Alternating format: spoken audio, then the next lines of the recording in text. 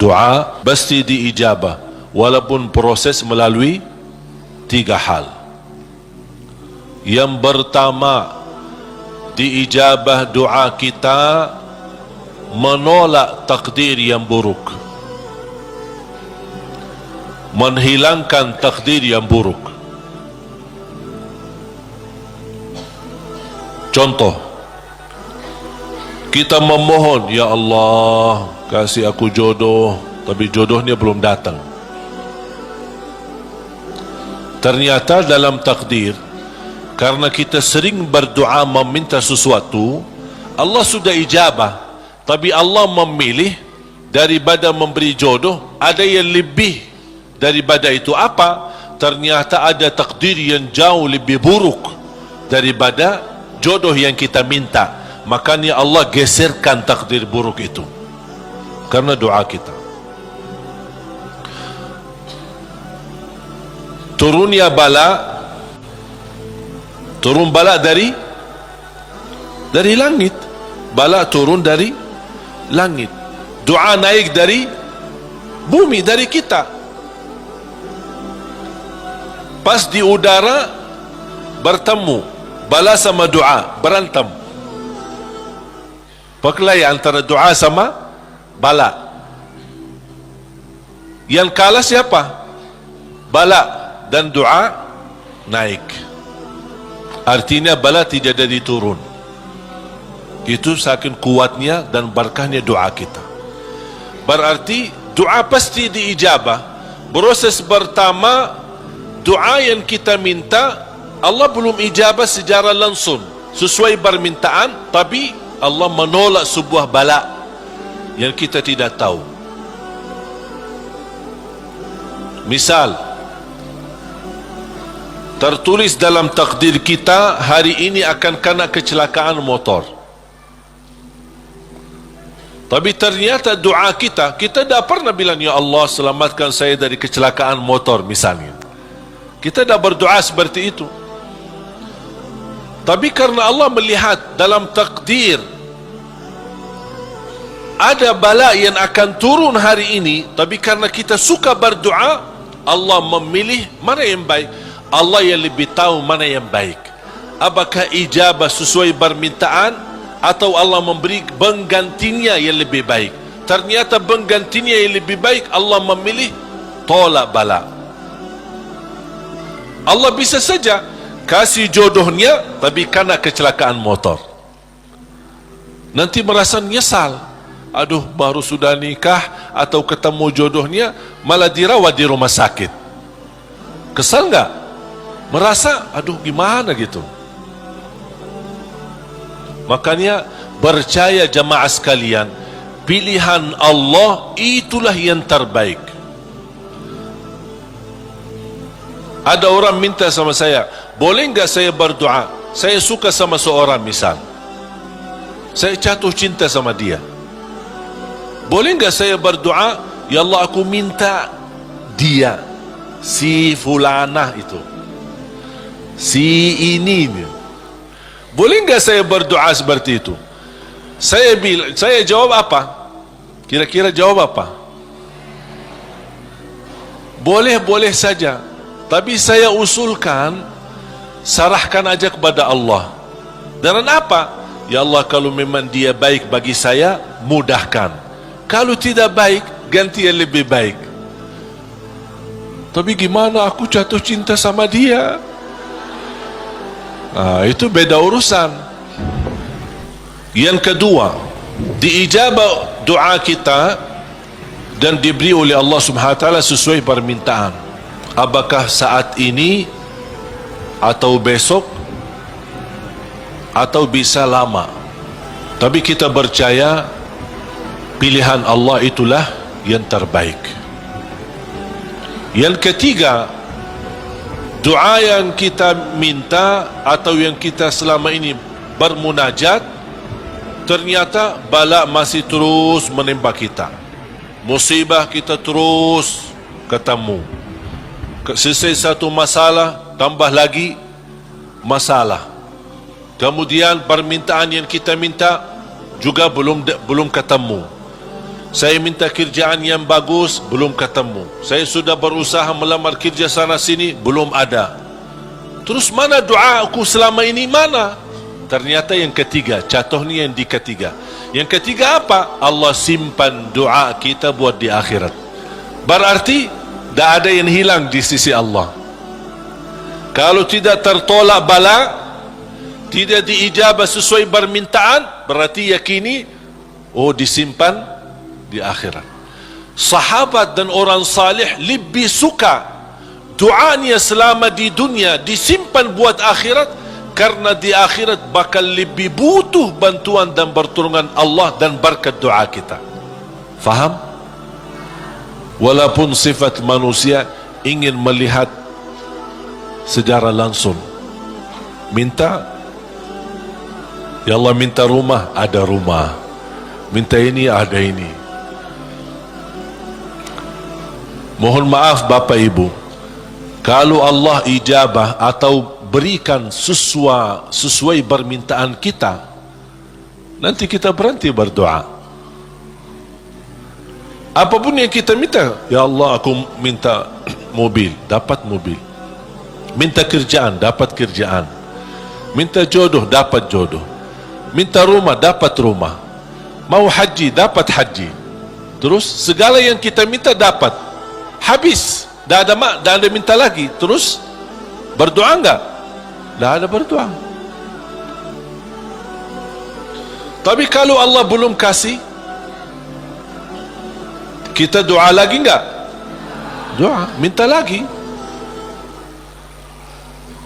Coba kata Umar bin Khattab, ketika anda berdoa jadi seperti anak kecil. Anak kecil kalau dia minta sama ibunya gimana? Nangis enggak? Berhenti nangis sebelum dikasih? Belum kan? Dia nangis sampai begitu dikasih gimana? Berhenti enggak nangisnya? Anda harus seperti itu. Doa, nangis. Ya Allah belum kasih, aku nangis lagi dong. Belum dikasih, nangis lagi. Sampai Allah berkenan kasih. Dan ini sebenarnya bukan tujuannya Allah kasih atau tidak, tapi ingat, titisan air mata ini yang menangis karena Allah akan selamatkanmu dari siksa neraka Jahannam. Rasulullah SAW bersabda, wa ainun bakat min khasyatillah harramaha Allah 'alan nar, la tamassaha an-nar. Barang siapa yang menangis karena Allah, akan Allah haramkan jasadnya disuntuh oleh neraka Jahannam. Berarti kita tidak rugi, tidak ada rugi. Biarpun tidak diijabah, ternyata titisan air mata berharga, bisa menjaminkan kita selamat dari siksa neraka Jahannam. Mau apa lagi? Nangisnya berharga, doanya pasti diijabah, dan cukup dari doa kita sudah membuat ibadah atau membawa sebuah ibadah yang dicintai Allah, karena Allah suka bisikan hamba. Apalagi kalau lama tak berdoa, Allah merindukan suara doanya kita. Apalagi doa yang tulus dan ikhlas. Makanya kadang-kadang kalau kita tidak diberi doa, atau tidak beri permintaan, atau tidak beri permohonan kita, terus kita berdoa terus sampai diuji, sampai di macam-macam, sampai kita merasa sudah tertekan, tidak kuat. Kira-kira bisikan doa kita seperti apa nanti? Dalam keadaan doa, dalam keadaan susah atau senang? Menurut saya doa dalam keadaan susah jauh lebih murni daripada doa dalam keadaan senang. Kalau dalam keadaan senang, artinya ya biasa-biasa aja, dapat atau tidak dapat. Tapi coba kalau lagi stres, lagi pusing, lagi galau, gimana bisikan doa? Ya Allah, udah nangis duluan. Makanya itu subhanallah, saya mengambil kesimpulan dari doa, justru doa tanda Allah merindukan suara doa kita. Oleh kerana itu jamaah sekalian, jangan berhenti berdoa, terus berdoa. Nabi Yunus alaihi salam ketika tertahan di dalam perutnya ikan berlama-lama di bawah laut, dia tidak pernah berhenti dengan mengucapkan la ilaha illa anta subhanaka inni kuntu minadh zalimin. Kata Imam Ibnul Qayyim rahimahullah, barang siapa yang membaca doa ini dengan sepenuh keyakinan, pasti diijabah oleh Allah hajatnya. Karena Allah habis doa ini, apa kata Allah? Fastajabna lah, kami terima dan menijabah doanya. La ilaha illa anta subhanaka inni kuntu minadh zalimin. Oleh kerana itu kembali lagi, doa kita diijabah atau tidak? Saya bertanya, doa kita diijabah atau tidak? Diijabah. Yakin? Terus berdoa. Dalam keadaan apapun selalu kita berdoa. Apalagi dalam keadaan susah yang kita yakini tidak ada makhluk yang bisa menolong kita, tidak ada sesuatu yang bisa menangkat segala musibah dan bala yang kita hadapi, hanya Allah subhanahu wa ta'ala. Apalagi dalam sujud, sempatkan dalam sujud, karena Rasulullah SAW bersabda, aqrabu ma yakunu al-abdu ila rabbi wa huwa sajid. Hamba ketika dalam keadaan sujud, posisinya sangat dekat kepada Allah. Makanya di akhir hadis Rasulullah SAW bersabda, fa'akthiru minad du'a, barbanyalah doa. Bisa menikmati doa insyaAllah mulai hari ini. Doa menurut saya sesuatu hubungan yang sangat indah sama Allah. Apalagi kalau bisa berdoa dengan cara curhat. Bisa enggak curhat sama Allah? Kalau lagi galau suka curhat enggak? Sering saya terima, Ustaz boleh curhat enggak? Terus saya bilang apa ya? Boleh atau tidak? Saya bertanya, sudah curhat sama Allah belum? Dia bilang belum. Mau sama Ustaz dulu katanya. Ada saja. Belajar bagaimana bisa curhat. Sungguh kalau kita sudah biasa curhat sama Allah, tidak bakal curhat sama manusia. Jadi ketika berdoa, jangan hanya minta, ya Allah tolonglah, tolonglah ya Allah, ampunilah. Jangan hanya suka minta, cerita. Bisa enggak anda cerita? Allah kan lebih tahu. Allah tahu segala sesuatu. Tapi salah apa kalau saya cerita apa yang terjadi hari ini? Ya Allah, aku sudah niat baik, niat tulus, dan saya pergi ke sana malah seperti ini, dicaci maki, dihina, malah dianggap dan suuzzan, apa buruk sangka. Habis gimana ya Allah? Cerita, curhat, seperti meminta solusi dari Allah Subhanahu wa taala. Kalau belum merasa ada jalan, wallahi akan merasa nikmat.